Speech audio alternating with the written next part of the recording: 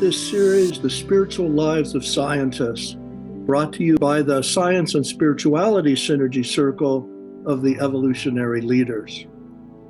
These discussions feature global thought leaders dialoguing with Dr. Paul J. Mills, neuroscientist and author of the 2022 Light on Light book, Science, Being, and Becoming, The Spiritual Lives of Scientists. Forward by Deepak Chopra, special commentary by Ken Wilber. I'm Dr. Kurt Johnson of the Synergy Circles of the Evolutionary Leaders. Each video will engage Dr. Mills in a discussion with a global thought leader introduced immediately after this introduction of Dr. Mills. Dr. Paul J. Mills, Ph.D., is Professor of Public Health and Family Medicine, Director of the Center of Excellence for Research and Training in Integrative Health, and former Chief of Behavioral Medicine at the University of California, San Diego. He has over 400 scientific publications in the fields of pharmacology, oncology, cardiology, behavioral medicine, and integrative health. And he published some of the earliest scientific research on meditation. His work has been featured in Time Magazine, the New York Times, U.S. News and World Report, the Huffington Post, Gaia TV, WebMD, and many others. And he has presented his work at hundreds of conferences around the world, including at the United Nations. The book synopsis of Science, Being, and Becoming, The Spiritual Lives of Scientists, emphasizes that contrary to popular belief, not all scientists are materialists or fervently discount the spiritual. The book includes interviews with some of the world's most foremost scientists and physician scientists who recount their own transpersonal, metaphysical, and mystical experiences, and how these experiences transform their lives and their scientific work. Their accounts teach us that the long-standing divide between science and spirituality is actually false, and that science can fulfill an intended purpose to help us discover and understand all of life, including our spiritual nature. Their stories help us to understand the spiritual world may be the final frontier for science. So let's go over now and introduce our guest for this discussion.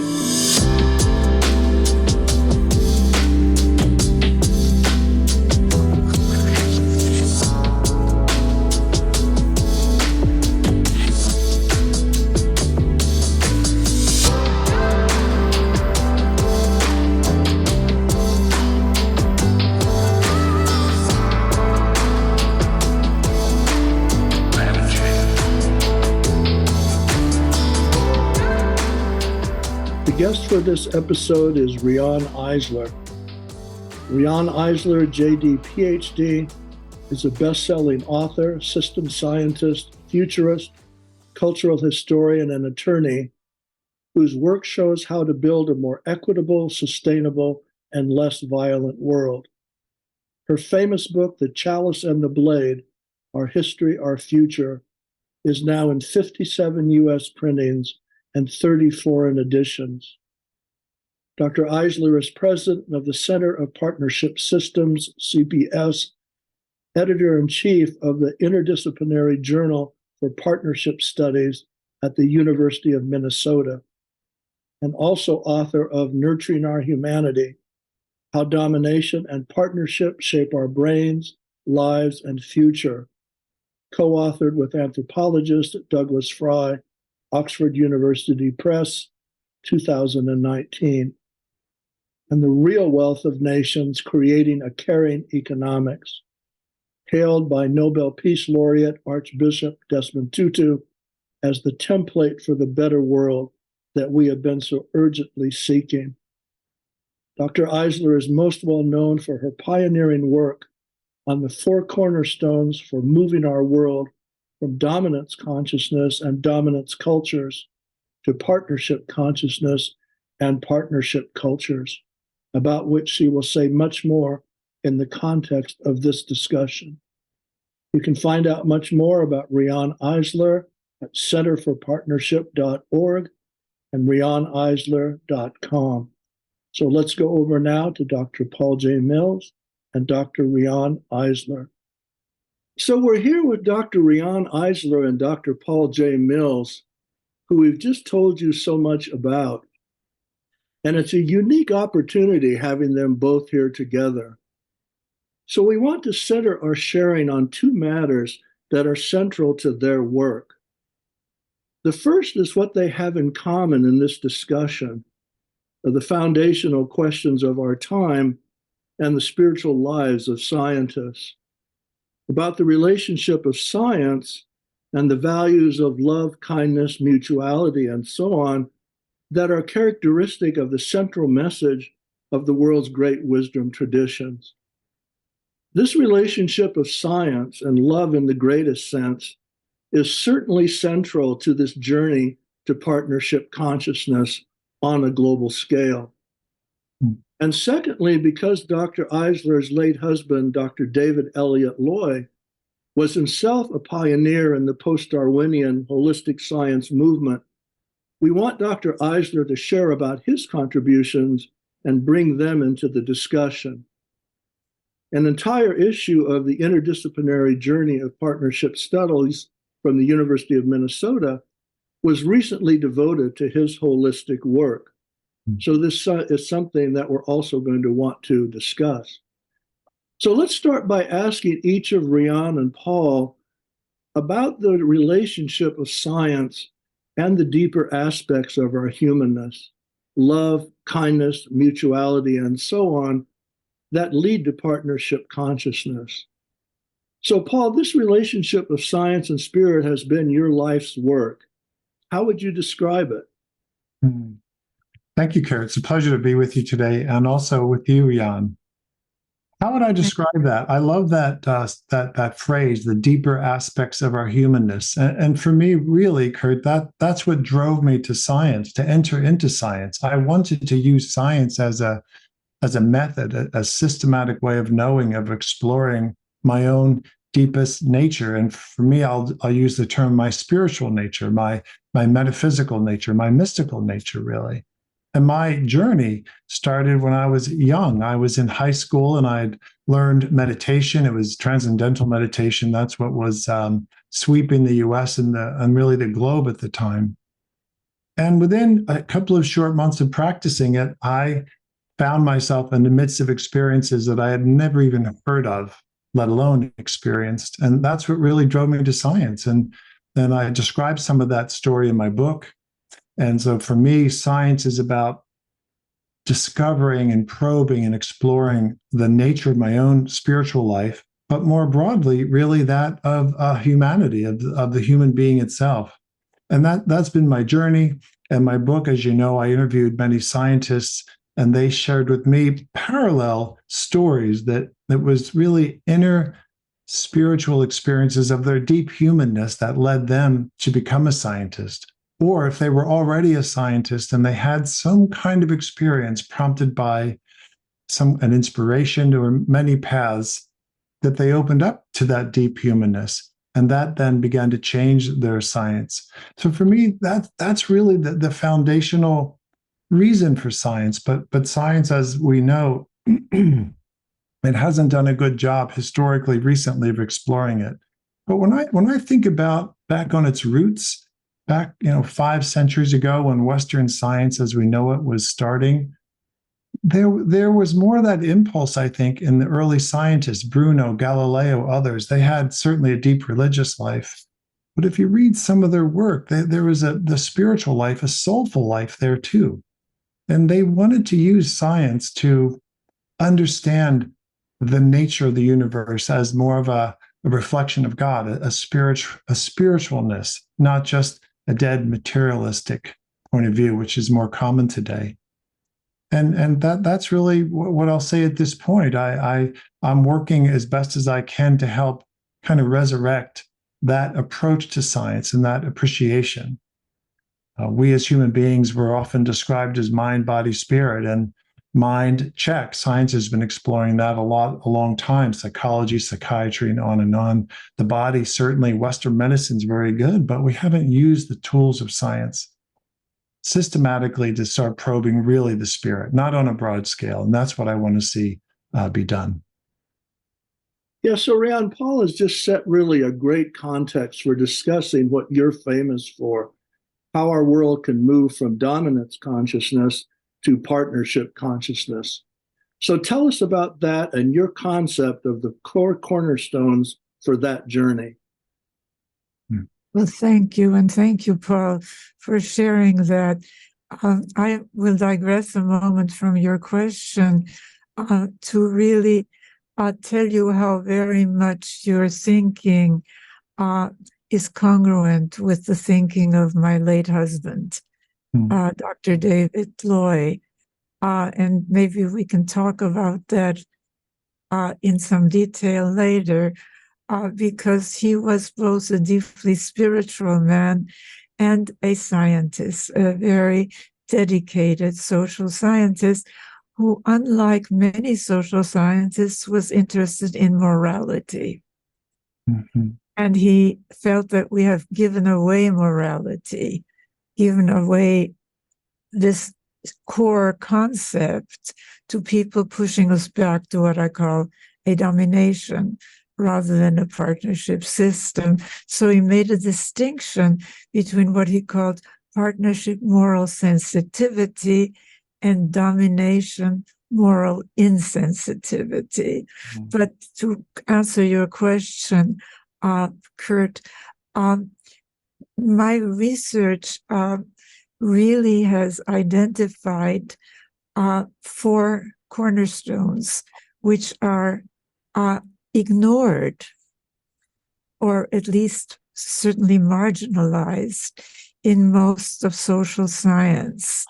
And they are childhood and family. And of course, as a neuroscientist and coming from neuroscience, you know that that's totally inaccurate because our early experiences are so fundamental to nothing less than how our brains, the architecture of our brains develops, and hence how we feel, how we think, how we act, even how we vote. And my work explores that in great detail, especially in my book, my latest book, with anthropologist Douglas Fry, called Nurturing Our Humanity, How Domination and Partnership Shape Our Brains, Lives, and Future. So the second cornerstone, which is also still marginalized in science, social science, is gender, which from the perspective of the new methodology that I've introduced, which is a whole systems methodology that doesn't marginalize the majority of humanity, women and children, and hence where they were not so long ago confined to ideologically the family, right? So these cornerstones are very interconnected. So gender, I see as not just a women's issue, which is kind of a strange way of looking at them.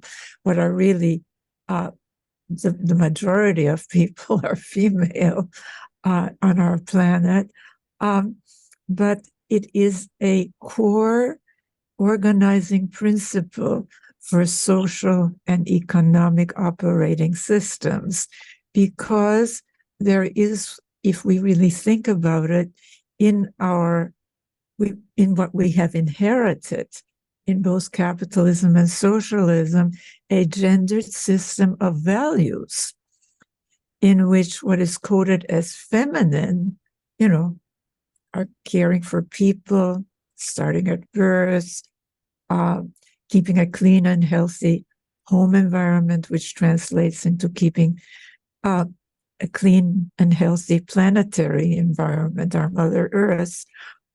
They coded that as just reproductive rather than productive. So it's inferior. And of course, this affects economics. I mean, you always have money, if we really think about it, for prisons. Well, who's that? Archetype of domination systems of the punitive father, the male head of household, right? But somehow there isn't enough money to care for people, to feed children, to nurture them. That quote coded women's work. I mean, it's changing, but at a glacial pace globally. And fourth, of course, is story and language, because we humans, and this really, I think these cornerstones relate to what you're talking about, because we are born really with empathy. I mean, the studies shows that, for example, that babies cry more when they hear another baby cry, newborns, than when they hear their own cry.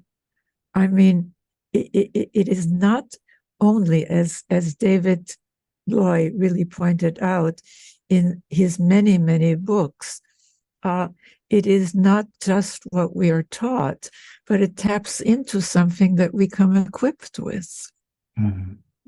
So as you can see, in terms of, and I'll stop in a moment, my view of story and language in particular is that we've been told false stories of, quote, human nature, whether it's original sin or whether it's selfish genes, it comes to the same. It's the same story. They fight each other, but really it's the same story, isn't it? We're bad. That's just human nature. So we have to be rigidly controlled from the top, as in God-fearing. Yeah. And that is not true spirituality.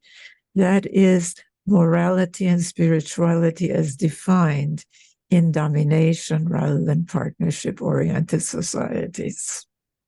And families, I should add, and religion, and politics and economics. Yeah, Riane, what I'm going to do actually is depart just a moment from our format, because we're going to go next to talking about David Elliott Loy. But I just wanted to give Paul a chance now to respond to just what you just said now about this connection between spirituality and this understanding of the movement toward partnership consciousness and the four cornerstones. So, Paul? Yeah, very much so. Everything you stated, I appreciated, Riane, particularly the end. You just used those terms, these false stories. And honestly, science, from my point of view, Western science, materialistic science, has been propagating a false story, parallel to all the stories, and in some ways embedded within the stories that you were just describing. For me, the major false story is the story of separation and materialism of the human being, of the earth herself, of the universe herself. And that narrative of separation has led to so many problems. And really, this loss, I know we'll speak about moral sensitivity a little bit later, but science and many of the scientific endeavors that I've tracked during my career, it's been not deeply embedded in a moral perspective. There's so many examples of where science has led to different technologies. It could be certain kinds of pesticides, herbicides, biologics, on and on, where we know that they're not good for the human being or the animal or the insect or the earth, but we roll them out anyway because there's profit to be made. Or if we made something and we didn't know in the beginning, and I've done a lot of research in the world of herbicides and have tracked this as like a side interest. And maybe at the beginning we didn't know they were bad, but then this data starts coming in year after year. Well, we just keep it out there anyway because it's a good moneymaker. So this, to me, is a huge false narrative, and it's a separation. And we need to get the scientific endeavor reintegrated back to this. We could call it a moral sensitivity. We can call it an ethic. We can call it having scientists in touch with their own soul life so that their work would be, better directed. And these kinds of things wouldn't be permitted internally and therefore externally. Like, can I just briefly respond? Because you have really this whole values neutral approach that is supposed to be embedded in science is not a false story, because we know that every one of us comes with a certain set of values. So it is a lie, really, to be very blunt. But unfortunately, it has led to exactly what you're talking about. The system rewards materialism. It rewards really this values neutral perspective, as long as you make a quote profit, with profit defined solely in terms of accumulating more and more and more, when, as you noted, what we humans want and need is caring connection from the day we are born, really. We need this, because without some degree of care, as we see in so many of the studies of orphanages in Romania, for example, or in China, where they get rote attention, they wither, they die, and their brains, I mean, again, develop in a way that is really, I mean, it's tragic what happens. So we are certainly very much allied in our thinking in that way. Mm-hmm. Yeah, and I'm just going to continue on that tack for a moment, throw it back to Paul, because in so many commentaries about what birthed your book was the curiosity, particularly of younger and up and coming scientists who were having experiences far broader and deeper than in just the narrow line of materialist science. And they would come to you because you were an ear that was ready to hear that and discuss that, not only from your own rich spiritual background, but from your knowledge of neuroscience and the sciences itself. So you've really birthed an entire new track here about this straddle. So say a little bit more about your experience with that. Yeah, you're so right, Kurt. That really was one of the major inspirations for me to write the book. There are many young scientists, and why is this happening? I could conjecture.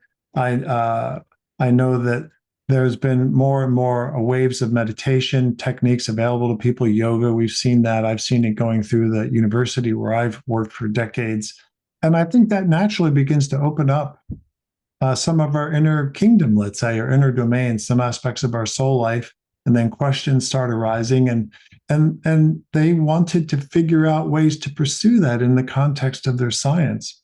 But that might seem silly on first hand, because, well, why not just do it? But there are all kinds of stated and unstated barriers, certainly more, let's say, materialistically oriented universities and institutions, where this stuff is just considered woo-woo.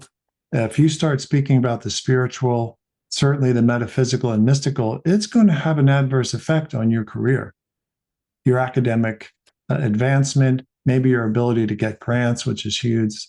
So yes, I so enjoyed, and I'm pleased that I got that reputation. So yeah, they would be knocking on my door, and we'd chat, and I would do my best to encourage them to pursue going forward, give them advice. Well, you can do this, but maybe don't go this direction so much, at least not for now.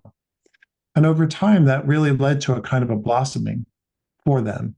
And many of them now are able to have a balance to go deeply into their science, which innately is reductionistic, but to keep a larger perspective in their work, a perspective on more the livingness of their work in relationship to the broader wholes.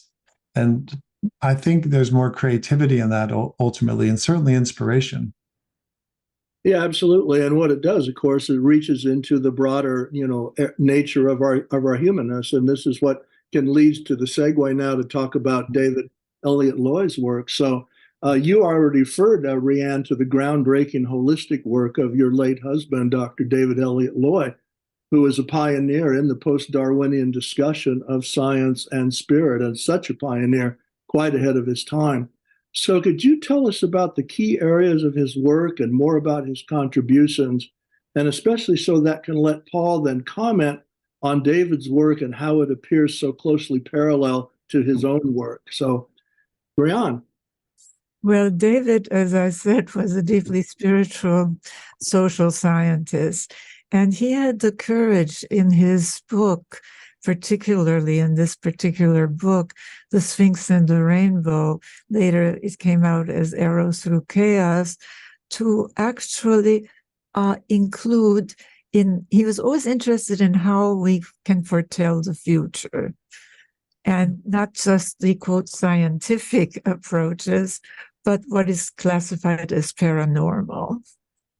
And in fact, when Thelma Moss, David was a professor at the School of Medicine at UCLA. He was in charge of a large study on how television affects adult behavior. And yes, it does, by the way, was his finding. And when Thelma Moss got booted out, you know who she was, I assume. Yes. Thelma Moss, for those who don't know, studied paranormal phenomena. And she was booted out of the UCLA School of Medicine. David took over one of her groups on studying mental telepathy, and they would meet. I mean, I remember when David and I first met, he took me to these meetings in the basement, in the bowels, really, of the UCLA School of Medicine, where this small group would meet, and we would study empirically, really, mental telepathy. And I was much of a skeptic, and I am still very skeptical of ghosts and, all of this sort of stuff, seances and what have you. But I have to tell you that I experienced mental telepathy. You were supposed to figure out how something about a quote person, a subject, right? And for some bizarre reason, I came up with telephone books, which is not something that you usually come up with, right? Mm-hmm. And it turned out that this person had been going through telephone books like crazy recently, looking for her birth mother. Mm-hmm. And it may not be reliable. In fact, it really isn't reliable, or we would have people predicting the stock market reliably, but it's there. It's there. But David's passion really was, as I said, more moral sensitivity and Darwin, because when you said post-Darwinian, Kurt, another false story has been how Darwin has been interpreted. And David, in his books, and particularly in Darwin's Lost Theory, shows how in the books that Darwin wrote on human evolution, what he called the descent of man, he distanced himself from this term, survival of the fittest. In fact, what David did, which is really amazing, he used a then new methodology, which was computer word count. And he, in that book, put in the term survival of the fittest, and he found that Darwin only used it twice in his later book, and once it was to apologize for using it. But love, Darwin mentioned 95 times, even though the index only has 1 or 2 entries for it to that book. And the same thing was for what Darwin called the moral sense. And Darwin said that I am now going to talk about human evolution.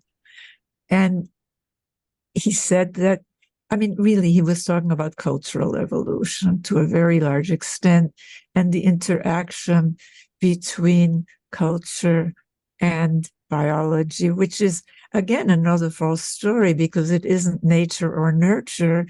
It is, as you know very well, how our brains develop, how our genetic qualities are realized, depends on the interaction of our genes with our environment, as mediated through families, through religions, through education, but very much through families in those first 5 years or so. So really, in fact, David even showed how aligned in some ways Darwin in that later book was with chaos theory and nonlinear dynamics, because he's talked about self-organizing, that we don't just adapt, quote unquote, but that we interact. And it's fascinating.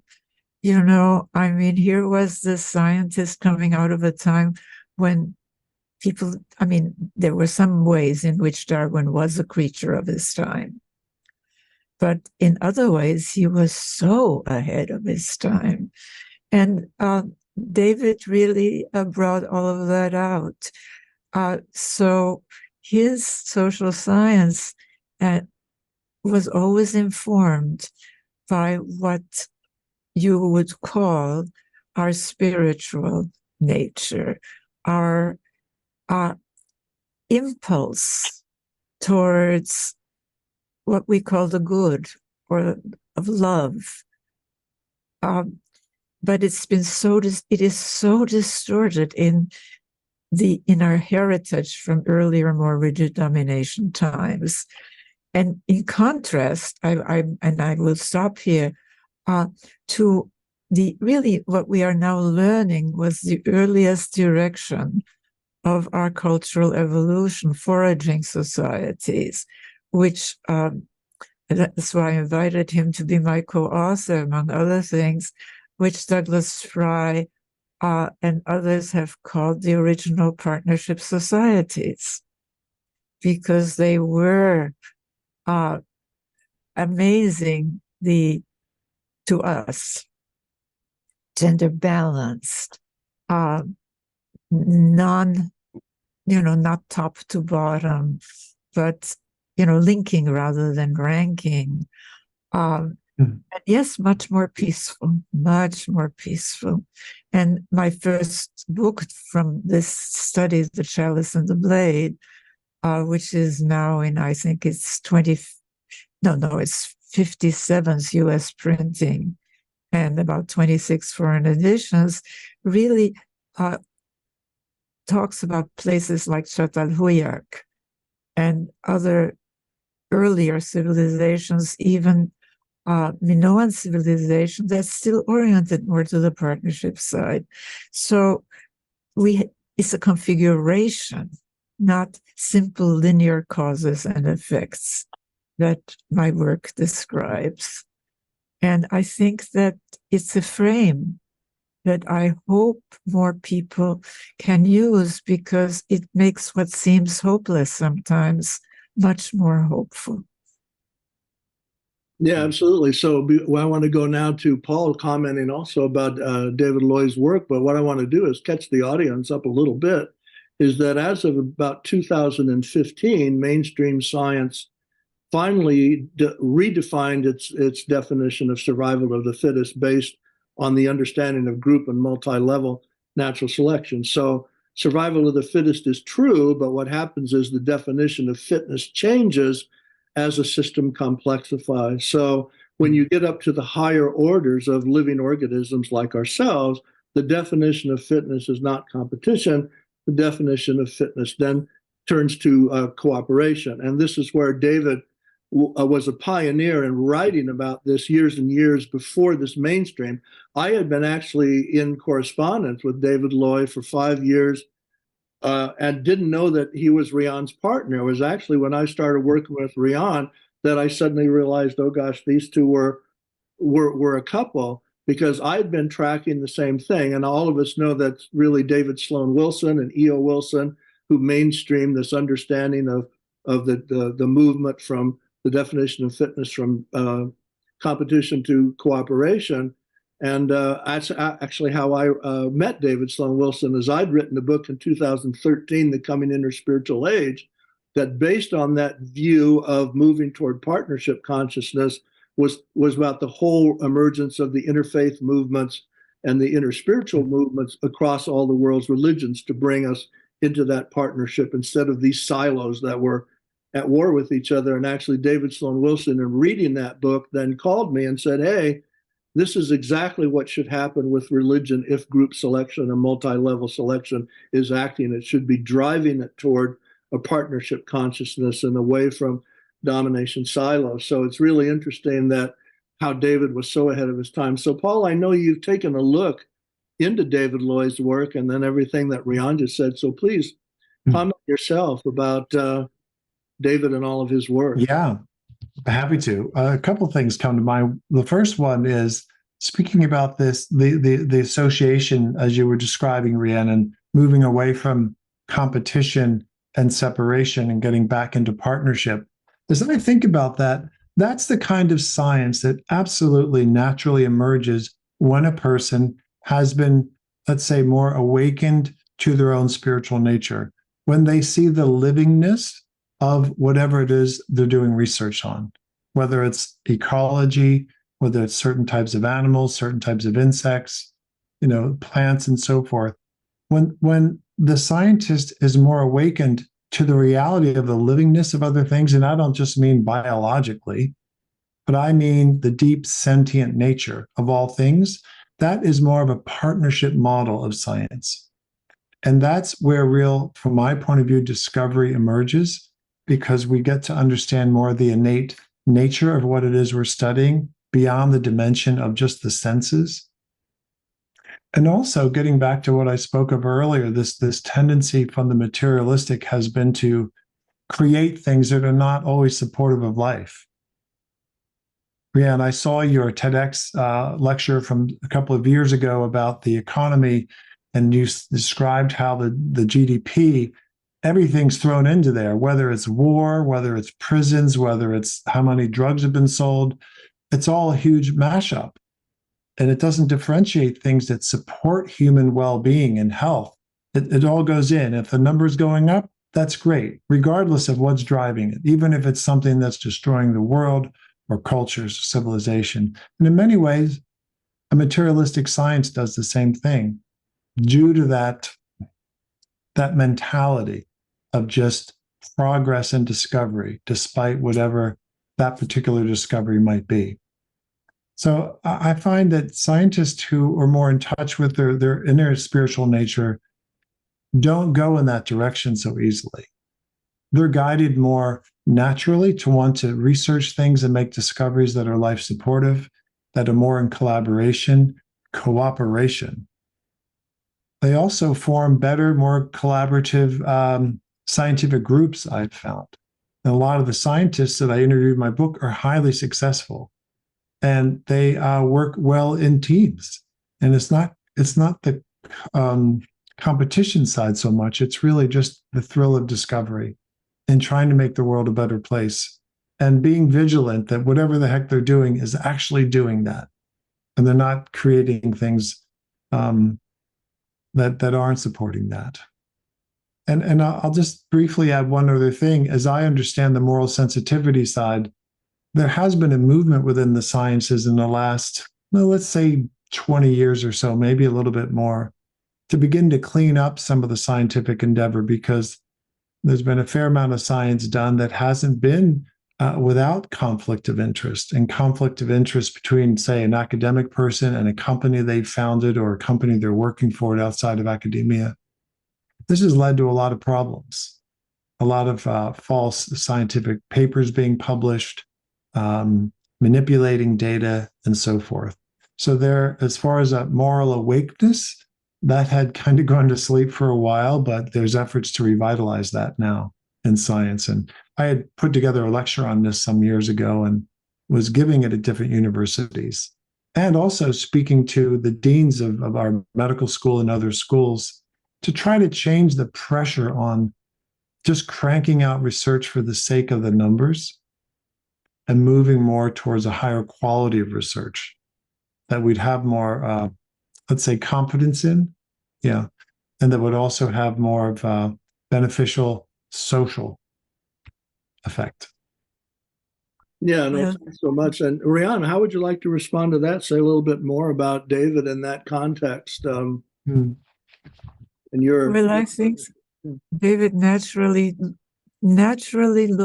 moved in that direction of being aware of interconnection.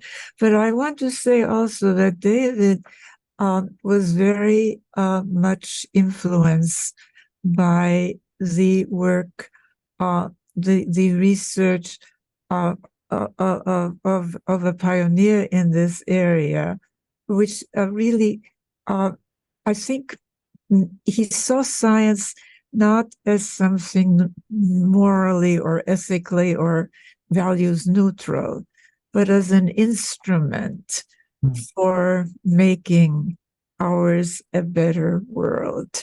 And I think that that is so lacking in the academy, that ethos, well, the partnership ethos really, of recognizing our interconnection, which we know from how big trees support little trees. I mean, it's coming out. But one thing that I really find very difficult in the academy is the siloed nature of it, because it is really impossible to understand domination systems and partnership systems which transcend right, left, religious, secular, Eastern, Western, Northern, Southern, which none of them describe the whole of a society, and they marginalize the majority of humanity, women and children. But so does science as it has developed, and even gender studies or child development. They're in a siloed little, place. Rather, well, I mean, first of all, gender studies are brand new. And what was it? Some state just abolished gender studies? Florida. Florida. Yeah, Florida is wonderful, wonderful Florida. I mean, it is really trying to get us. I mean, if you really look at it, it's top-down rule in both the family and the state or tribe. I mean, why did Putin, for example, substantially lower the penalty for family violence? Because he gets the connection between an authoritarian, rigidly male-dominated, highly punitive, violent family and that kind of a state. But you can't get the connection as long as the academy is so siloed, because you have all these studies now on trauma, for example, but they are only focused on individual families. And that's not, families don't just arise out of no place. Like other institutions, like education, religion, politics, economics, families arise and are interconnected with, they influence and are influenced by the larger social system. And they're very different. I mean, you see trends towards partnership today, for example, authoritative rather than authoritarian. The American Academy of Psychology, I think it was, finally said that spanking is harmful, that it is ineffective as a means of discipline, but that it is psychologically and physically harmful. Yet worldwide, I mean, the amount of violence against children worldwide is staggering. I mean, I have that in Nurturing Our Humanity. And for some reason, we don't connect that violence. I mean, what do children really learn in that top-down violent family? That it's okay for those who are bigger, stronger, to use violence, to impose their will on those who are smaller, weaker. Very simple lesson. But you have to connect the dots. So anyway, yeah, no, absolutely. And for those of you that are following the video series from various Light on Light authors, which is this series is a part of, we just recorded one 2 days ago with the chair of the yoga committee at the United Nations and our author Karuna, exactly on this this thing about the issues of women and girls worldwide, in contrast to the artistic values of yoga. So isn't it interesting that yoga is embedded around the world, working innately against this dominance and this punitiveness and that, and coming from the heart. But it's one thing that's coming down, the other trying to come up. So the other thing I'm going to do is in the credits page, everybody, of the video here, I will put the link to the Transdisciplinary Journal that was dedicated to David Loy's life and work, so that people want to refer to that, you'll have the link.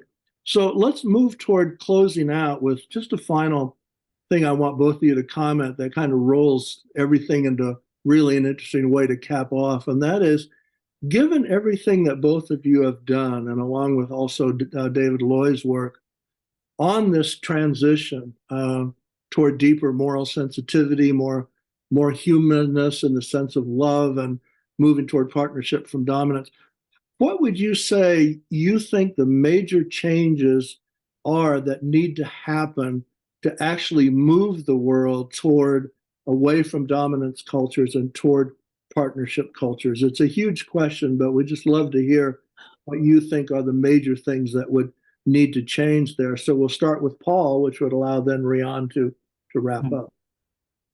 Yeah, that is a big question. And as you were putting it together, I was just pondering just the efforts of our conversation here about the nature of science and how has it been unfolded historically in the West, and what can change about it? How can it be modified so that it's more life supportive, less siloed? You were referring to the silos, Riane, and that is something that's been a big effort actually the last decade or more within certainly the biomedical sciences to overcome silos for the purpose of advancing certain kind of research. But as far as your question, Kurt, gosh, I'm in kind of a simple kind of thinking these days, and it gets back to the spiritual side of things. And I would just like to see more scientists begin to have permission from their own selves to pursue really what often is called spiritual development. And within that's what changes a person.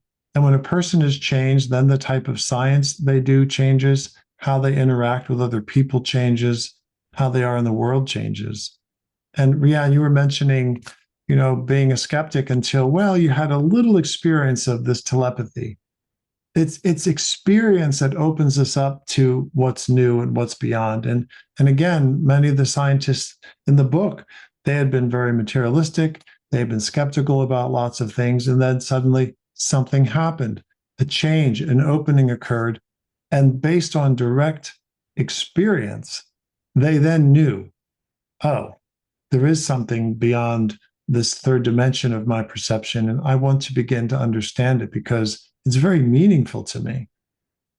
And that really led to many journeys. So that's really what I'll say at that point to your question, Kurt. Yeah. How do we get to awaken? And just before I go to Riane, I'll say, this is what I see now in the current scientific conversation, that even if people don't want to talk about spiritual dimensions or those other things, they want to talk now about caring and love, and caring all the way from bottom up, global wide. That caring then is bringing out that deep humanness that joins the wisdom traditions and the original purpose of science to find out about reality, and joins them in a way that moves toward a holistic and partnership global culture. So Riane, you're perfect to sum up, because you have actually laid out the 4 cornerstones of this transition. And as you point out, when you commented about Putin, it's the same 4 cornerstones that are used to maintain the system that are also needed to change to move the system the other way. So in your summary then, just take it away with what you'd like to say about what needs to change. Well, I think that to really go back to David Loy, we need to make a distinction between a partnership spirituality and a dominator spirituality. And if we don't make that distinction and we lump everybody who believes that there is an afterlife or whatever, or doesn't, that's not the point. The point really is what kind, it used to be, spirituality used to talk about a veil of tears, right, on this earth, and that all that matters, well, I mean, you see it in life before death, before we're born and after we die. That's what's important. But never mind, don't bother me with real children. I mean, Florida, and real children, okay, real people. So I think that the distinction between these two social configurations is vital. Mm-hmm. And it really is vital also in spirituality. This is my opinion, is that it isn't just any spirituality. I mean, DeSantis may say he's very spiritual, but I would really say that, yeah, he's got a dominator spirituality down to a T. Mm-hmm. But so what? I mean, that's not what we need. I think that what we need is to understand, number one, that the domination institutions that we have inherited are really taking us to an evolutionary dead end. That all the progressive social movements, the Enlightenment, the feminist movement, the movement against colonialism, against prejudice, the environmental movement, they challenge traditions of domination, every last one of them. So let's then look at the four cornerstones, stop pretending that the family and gender are just, they're not important. Let's remember, there's a book that I really like. It's called A World Without Women by a historian of science, David Winter, I think his name is. And he wrote, it was a world without women that was the beginning of Western science, a clerical, monastic, misogynist culture. And I would say it was not only a world without women, but also a world without children. And so let's really think of love and not as a, quote, women's thing, but as a human quality, caring as a fundamental human quality. And think of all the endorphins these guys who are doing mothering instead of, diapering babies, feeding babies are getting, right? I mean, just from a neuroscientific standpoint, our biology gives us rewards for caring. We feel good when we love a friend, a partner, a husband, a wife, even a pet. So this is human nature. Let's change our families and really pay attention to childhood. Let's pay attention to this gender ranking of one form of humanity over the other.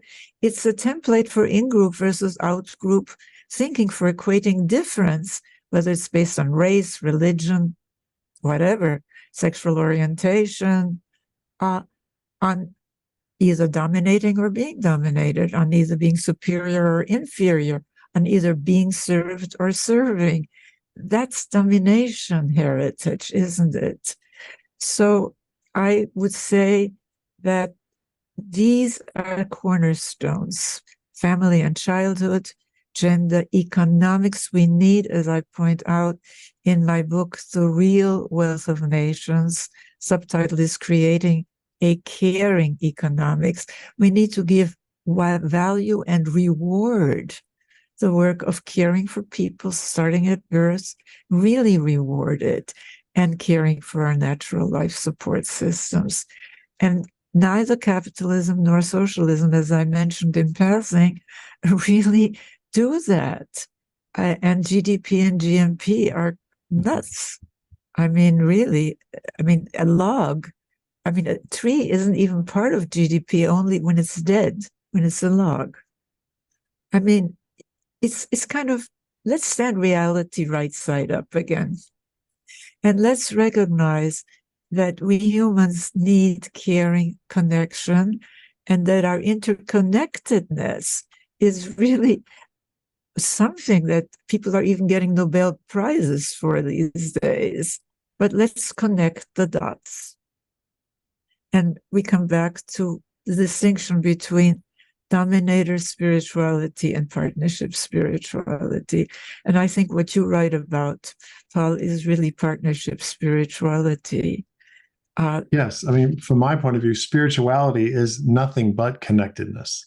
A person who is spiritually awake knows and experiences themselves to be connected to everyone and everything. There's no longer a separation, because it's within separation that you get this domination and everything else that goes subsequent to that. Absolutely. And I think that we need to really have the new frame that takes into account the whole human population and the whole of what is our human nature. All right. So thank you so much for this discussion. Actually, Paul, your mouth was moving, so I'm actually go back to you. Yeah, you had something else to throw in? No, I was finished. I was just going to say I really appreciate your points and summary there, Riane. No, absolutely. And I really appreciate the direction that your work takes us in, and hopefully can take science in, because science has a huge impact, even though, there's denial, science, denial of climate change, denial of election results, denial of COVID. They're part of the domination mentality, the strongman identification with the strongman savior leader, starts in families, doesn't it? This denial. So we have a lot of work to do, but there are people who are doing it, and that's, as David said, he wrote an article. I really want to end with that. In the 90s, he was so prescient. He said he predicted a period of tremendous upheavals, and we're going through it right now. But that somehow the survival instinct, really, of our species in this time of climate change, in this time of weapons that could lead to human extinction, that we're waking up. And hopefully we'll wake up in time. That was his hope, as it is, I think, the hope of all three of us. Yeah, absolutely. Indeed. So thank you for joining us for this discussion, Dr. Paul J. Mills and Dr. Riane Eisler. And if all of you want to learn more about Paul and his work, please go to his first episode in his video series, The Spiritual Lives of Scientists, which you'll find both at the YouTube channel of the Evolutionary Leaders and the YouTube channel of Sacred Stories. And then also Riane's first episode in her series, The Foundational Questions of Our Time, which is also both at the Sacred Stories YouTube channel and the Evolutionary Leaders YouTube channel, and those will be on the credits page. So thank you all for joining us. Thanks again, Paul and Riane. It's great that we just had this wonderful discussion. Yeah, thank you, Kurt. Thank you, Riane. Well, thank you so much, Dr. Paul J. Mills, and thanks to our viewers. Each of the subsequent videos in this important video series will feature discussions with Dr. Mills in the context of his groundbreaking book, Science, Being, and Becoming: The Spiritual Lives of Scientists. And you can update yourself regularly on the series at the websites posted just hereafter which include lightonlight.us and the Light on Light Press and Light on Light Magazine Facebook pages. Thank you for joining us, and please tell your colleagues about this important video series. This is Dr. Kurt Johnson of Light on Light Media and of the Synergy Circles of the Evolutionary Leaders, a project of the Source of Synergy Foundation. And please also see our emerging work on this important intersection of science and spirit at evolutionaryleaders.net and holomovement.org. That's HOLO movement.org.